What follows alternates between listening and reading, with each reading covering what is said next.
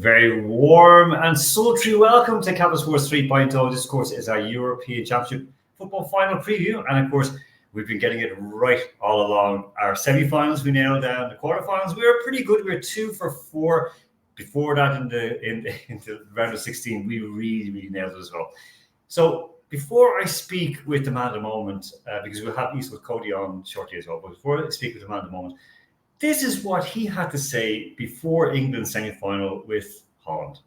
Andrew, so you're going to stick on 2-1 to England? Yes, I think so. Look, I mean, England scored 2 goals is ambitious. I see that, but I get a feeling it's going to be sort of game that's going to open up and it's going to be a little chaotic in periods. Whoever can control the chaos will win. So that, I have to be honest, that would be about the perfect birthday present. So I'll take 2-1 definitely to England. Now, the one thing people notice the difference is we both have had haircuts. We both had our beards trimmed. We're both wearing nice kind of, well, I'm a bit more flamboyant than you, but still, it was nice.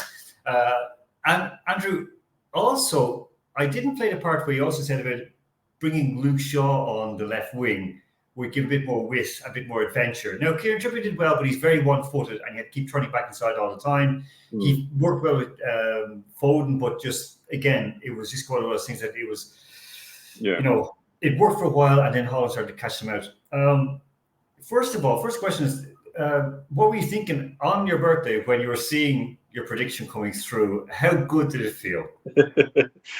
I had a bit of a heart-stopping moment when Bukayo Saka scored with about 15 minutes to go, only to see the offside flag go up. And I thought, oh, come on, you've got to be kidding me. That was exactly how I hoped it would go.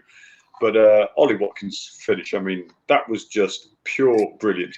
And the little added bonus for me was I'd actually slightly forgotten before the tournament that England's strikers coach, the finishing coach, is Jimmy Floyd Hasselbank, the Dutch striker who played so much in England. And you'd see the delight on his face after the game. So clearly he'd been working on getting Watkins to turn his man quickly, because it's not really something Harry Kane does. I would like to add another little feature of my prediction did include, look, I didn't think anybody was going to start other than Harry Kane, but another option for him was going to be decisive. I thought it might have been on Tony, but in this case it was Ollie Watkins. So just another little bit of the prediction that I'm not going to lie, it was quite satisfying. Harry Kane, he did a job. He cheated for the penalty. Well, no, let's just put it right. He was brutally cracked down, Alan. Please. Exactly. There was no handball in the build-up for that either. None at all. That was the point. There was no handball. Look, as penalties go, it's like, what was it? Was Napoleon said, I don't care, but I don't want good generals, I want lucky generals. England have been lucky so far in this competition, but I'll put a disclaimer on that. They're making their own luck. And that's so important, because if the ball hadn't been put into the box quite well, a hand wouldn't have touched it. Kane wouldn't have swung at the ball. And in all fairness, when I saw it first, I just went, oh, penalty. I was standing beside a colleague of ours, and oh, penalty. And then they're like, why? I said, no, I think it's going to be a penalty. It just looked. Look, if I was a striker taking a shot, I'd actually be looking for a penalty. And if I was a defender, I'd be saying, hold on, I went for the ball, but he caught him. But that didn't take away from anything Andrew did. Well, no, I don't think it did, because I do genuinely think that England were the better side for slightly longer of the game than the Dutch side were. Towards the end of the game, of course, the Netherlands were much more in the ascendancy because they had the urgency and they, of course, have the players who can make the difference. But I do think just about on the balance of play, the better side on the night one. England had plenty of the ball. They looked just a little bit more comfortable than they did in the previous round, which is a bit more comfortable than the round before that. It's really not mind-blowing progress, but it is gradual progress. But they did enough. They did do enough. It wasn't mind-blowing. It's not going to win over neutrals, but it was progress. They were slightly the better side. And like you say, you put yourself in a position to be lucky. If you don't even do that, you're going to have less luck in the first place. On another day, they may not have got that position. But by the letter of the law as it stands, it was a clear penalty. By the letter of the law, because a raised boot, studs, made contact with the man. It was in the motion of shooting. So, look, it was a penalty. There's no point trying to cry about it. No, but it was. People think morally maybe the rule should be different, but the rule itself, as it stands, was applied correctly. Exactly. And look, I always like in Gaelic football, for example, that's classed as a foot block as a penalty or free. So if you play Gaelic football, if someone tries to block a shot with their foot and it's that close that actually makes contact, I think it's a yellow card, and it's all going to be a penalty right away. So I remember one time in a big championship match, I was doing umpire beside the goals, and a guy went to block the shot with his foot. I saw it. The referee ran up to me and said, "Did he block this with his foot?" And I said, "He did," and it was a penalty. So it was a big deciding goal, but that's great. So now looking ahead, of course, to tonight, later on this evening, of course, huge showdown between Spain and England. England, second final in a row, second Latin team in a row.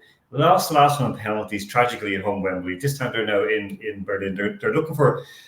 They're not looking for revenge from Spain because they actually don't lose. They only lost once, I think, or twice, in all their competitive matches with Spain, as in not just friendlies. So they've won 2, drawn 1, lost 2 last 5 games. But of course, they won and lost under the current coach in the Nations League 6 years ago. Yeah, this is a very different Spanish team. This is also a different English team.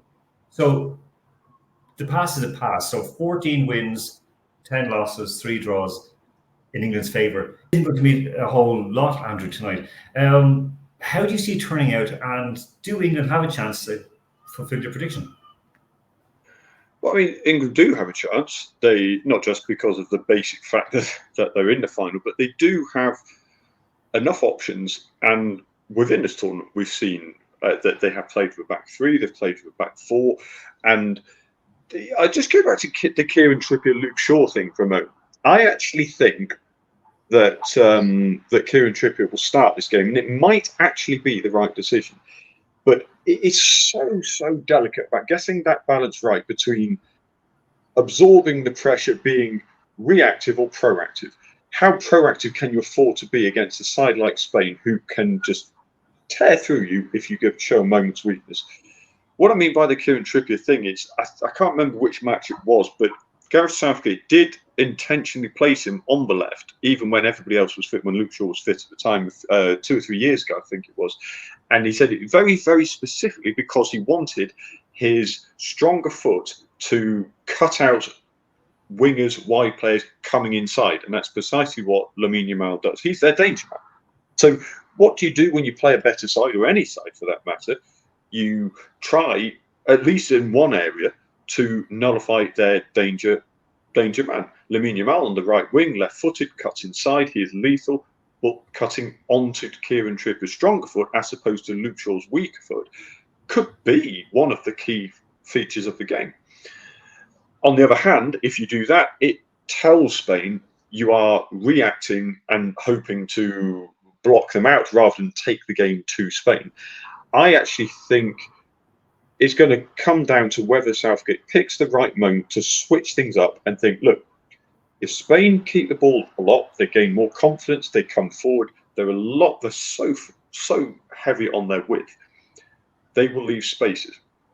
At what point do you think, right, bring on Cole Palmer, bring on Ollie Watkins, possibly alongside Harry Kane for all I care, I don't know, but really push for them and say, right, okay, now we're going to hit you, now you're going to have to turn and face. It's going to be so delicately poised. And if he picks the right moment, England could win. Then again, however much you hope, however much you plan, playing a side like Spain, sometimes it just doesn't matter what you do. If they are at the absolute best of their game, England won't win. But if England are at the best of theirs, they have a chance if they can just pick the right moment to switch things up, which they will inevitably have to do. Yeah.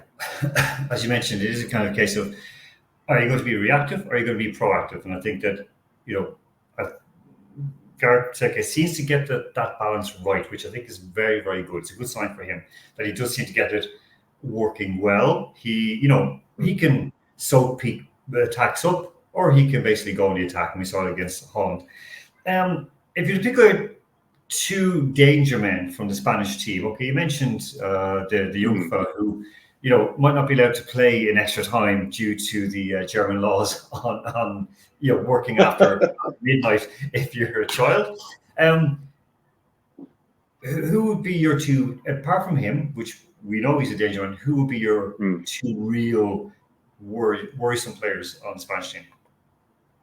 Well, for me, Dani Olmo, I think he's been their most impressive player in the tournament relative to where people thought he would be before the tournament. Pedri being injured has given him the chance, and my God, he has taken it. He's just a very intelligent user of the ball. He understands how to position his body to open up passes quicker, and he links up plays so well. He's not especially quick. He's not especially flashy. He's not a particularly skillful ball player, but he's just an all-round intelligent player that links up plays so well. So I definitely would say Dani Olmo is somebody who, if you don't pay enough attention to him, he's the one who will hurt you.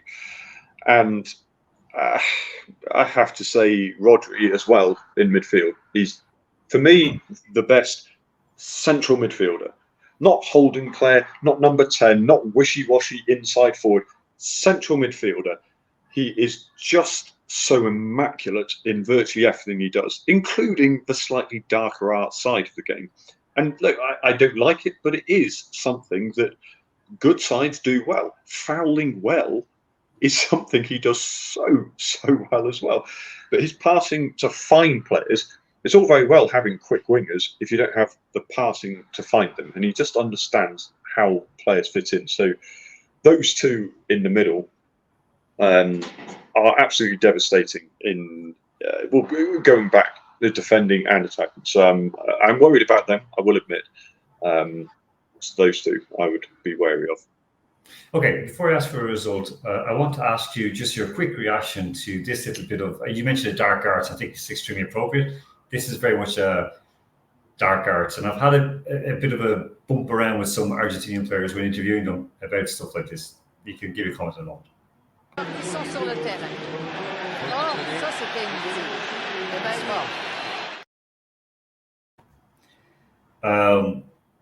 Argentina, one word to say. I mean, that's what we're expecting Spain to do tomorrow because they love diving and rolling around the ground. That's what it is.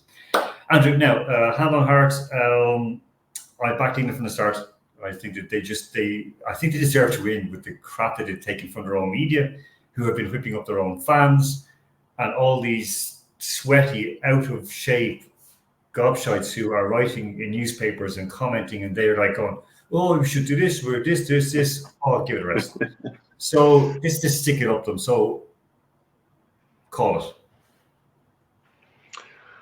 it. It's a battle between heart and head. Look, I will try and be as objective as I can. Of course, I desperately want England to win, and my heart says they will somehow find a way to do it. Objectively, if, and that's one if, but it's too many ifs in a sentence. If Southgate's plan, and I hope he has the plan I outlined earlier, because I think it's the one that would be most effective. If he times the moment to cut and break for it, I think England would win, and I think they would win in normal time. If it goes to extra time, that's when, well, I say it goes to extra time. If it gets to the end of the game and it's still in the balance, and you're still not making that push you need to win the game, Spain kill teams off. That's how they do it, because they are just so unbelievably efficient and clinical. And I don't mean that's an insult. I genuinely don't. It's just incredible how they manage games. So, prediction. God, this is a tough one. I probably ought to say this will go to extra time as the most realistic positive option, but I'm going to be incredibly stupid. I'm going to say England are going to win it in extra time, in normal time. Sorry, 1-0.